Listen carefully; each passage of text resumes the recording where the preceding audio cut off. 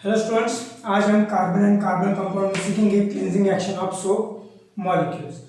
बच्चों, cleansing action देखने से पहले सोप मॉलिक्यूल्स का स्ट्रक्चर एंड माइसेल किस तरह से फॉर्म होता है, ये दोनों बातें हमको यहाँ पे सीखना बहुत जरूरी है, जो कि इसके पहले वीडियो में मैंने डिटेल बताया। फिर भी यहाँ पे हम शॉर्ट में सीखेंगे। ये जो सोप मॉलिक्यूल रहता है बच्चों, उसमें दो एंड होते हैं, एक हाइड्रोफोबिक एंड, दूसरा हाइड्रोफिलिक एंड। ठीक है, हाइड्रोफोबिक एंड जिसको हाइड्रोकार्बन एंड कहा जाता है, और उसमें क्या होता है कि ऑयल एंड ग्रीस सॉल्युबल रहता है। हाइड्रोफिलिक एंड जो रहता है इसको आयनिक एंड भी कहा जाता है, और ये सॉल्युबल इन वाटर होता है।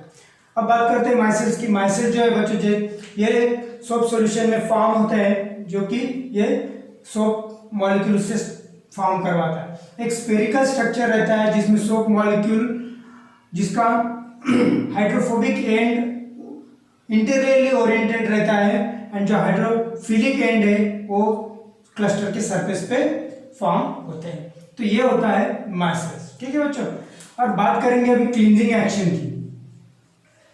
Cleansing action of soap molecule में शॉर्ट में लिखता हूं क्लींजिंग एक्शन। ठीक है, तो जैसे हम डर्टी क्लोथ्स या फिर ऑयली डर्ट पार्टिकल जिसको अटैच्ड है, ऐसे क्लोथ हम सोप सॉल्यूशन में डालेंगे तो क्या होगा। ठीक है, ये सब बातें आप पहले लिख लेना, लेकिन मेन पॉइंट्स मैं यहाँ पे लिखता हूं।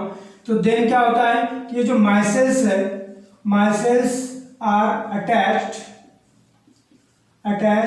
To the oily dirt particles, oily dirt particles को अटैच हो जाते हैं। सेकेंड, जो माइसेल्स will collect oily dirt particles in the center,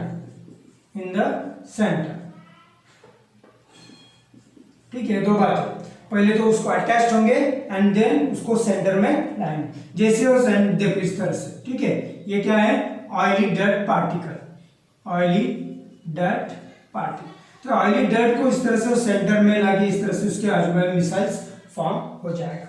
ठीक है, और थर्ड पॉइंट जो रहेगा, अभी क्या होगा, जैसे वो फॉर्म हो जाएंगे तो जो मिसाइल्स है, micelles are stay as a collide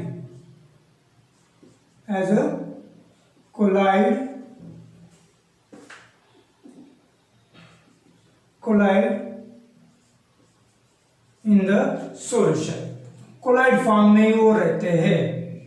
and चौथा point, does not form precipitate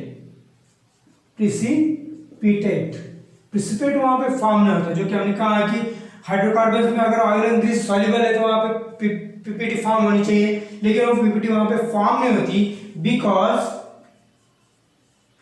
ionic repulsion, मतलब आयन में क्या रहता है, रिपल्शन वहां पे रहता है। तो रिपल्शन होने के कारण वहां पे प्रिसिपिटेट फॉर्म होता नहीं। और फिफ्थ थिंग है कि ये जो मिसाइल्स है are suspended in the solution.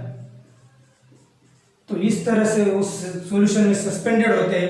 ठीक है, तो ये जो 4-5 बातें मैंने यहाँ बताई, ये बहुत इंपॉर्टेंट है, ये आपको याद करके रखना है अगर एग्जाम में लिखना है तो। ठीक है, क्लींजिंग एक्शन किस तरह से होता है। तो ये इसके बाद जब हम ये सस्पेंड हो जाते हैं, फिर जब हम उसको रिंस करते हैं या फिर एजिटेट करते हैं, वॉशिंग मशीन में आपने देखा होगा कि क्या होता है, आगे पीछे ऐसे एजिटेट होते हैं। तो एजिटेट होने के कारण ये जो सस्पेंडेड पार्टिकल है वो वाटर के साथ रिमूव हो जाते हैं और कपड़े साफ हो जाते हैं। ठीक है, या फिर आपने देखा होगा धोबी घाट में धोबी क्या करता है, कपड़े को ऐसा बहुत जोर जोर से पटकता है, या फिर वो बैग से मारता है। तो ये करने का रीजन ये है कि जो सस्पेंडेड पार्टिकल्स है वो क्या हो जाते हैं, रिमूव हो जाते हैं कपड़े के ऊपर से, इसकी वजह से उसको एजिटेट या फिर पटकाया जाता है। ठीक है, तो ये बातें सब हम ये मिसल मतलब cleansing action of soap molecule के बारे में याद रखेंगे।